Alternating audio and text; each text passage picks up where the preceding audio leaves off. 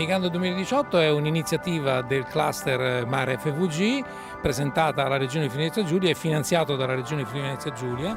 Nasce con l'obiettivo di avvicinare i ragazzi alla cultura del mare, alle tematiche tecniche e scientifiche del mare.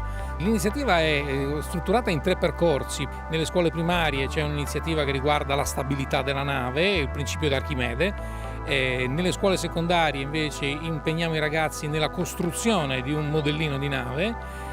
Sugli istituti tecnici e i licei invece ci siamo orientati alla robotica marina.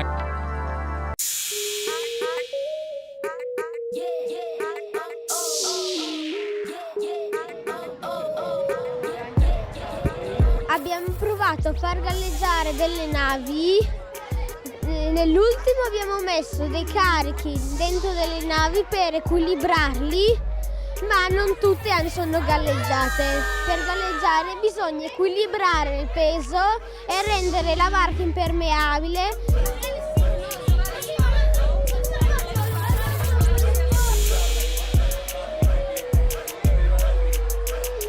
Durante il laboratorio in classe abbiamo imparato a costruire queste navi. È stato un po' difficile all'inizio per le misure, per la linea di gareggiamento, per organizzarsi tutti, però alla fine ce l'abbiamo fatta e anche con molto piacere. Ogni nave era divisa in 3 parti, come poppa, prua e corpo cilindrico. Abbiamo appunto deciso come personalizzarla. Abbiamo trasferito queste immagini prese da un foglio su un pannello di schiuma, ritagliato con un seghetto, levigate per dargli una forma più particolare. C'era una parte di ogni gruppo che disegnava, una parte che tagliava, poi c'è anche stato il reparto decorazione che hanno reso le barche molto belle.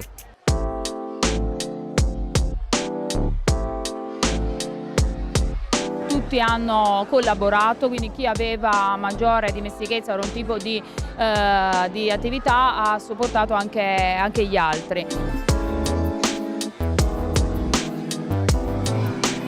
La capacità di lavorare in gruppi, ognuno mettendo a luce la propria peculiarità, la capacità di esercitare una buona dose di manualità utilizzando anche strumenti che abitualmente, almeno oggi, al giorno d'oggi nella scuola si usano raramente. E poi soprattutto appunto di stare insieme e di verificare delle cose che avevano già in qualche maniera appreso durante il lavoro dell'anno. Mi è piaciuto molto imparare a costruire una nave e alla fine, quando ho visto che galleggiava, il mio orgoglio è cresciuto. Il primo commento è stato: possiamo fare gli ingegneri, quando la barca finalmente ha resistito. Qualcuno di loro dopo questa esperienza ha anche chiesto di poter cambiare l'iscrizione all'istituto superiore e tanti sono orientati verso l'istituto nautico. La nostra zona, la cantieristica, è una dei lavori preminenti, quindi indirizzare alcuni tipi di ragazzi che sono più orientati all'aspetto tecnico verso questo mestiere penso sia utile.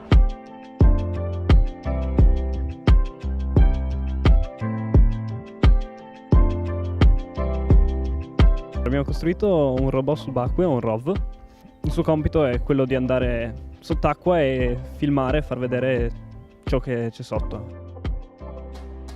Abbiamo iniziato dalla costruzione della struttura, che è prevalentemente una struttura in PVC, e poi siamo passati all'assemblamento di tutte queste parti e poi una parte più meccanica e elettrotecnica, dove abbiamo assemblato i motori e le eliche.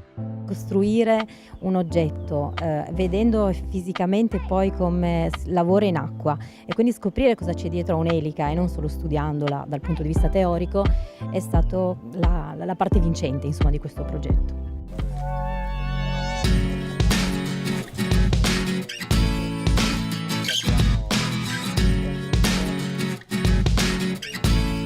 Hanno realizzato la struttura, hanno composto i motori, i motorini, hanno toccato con mano quello che in realtà poi studiano. E facendo questa esperienza anche con delle assemblee precedenti abbiamo visto quali sono anche i lavori che si possono fare con questo tipo di robot e sono molto interessanti.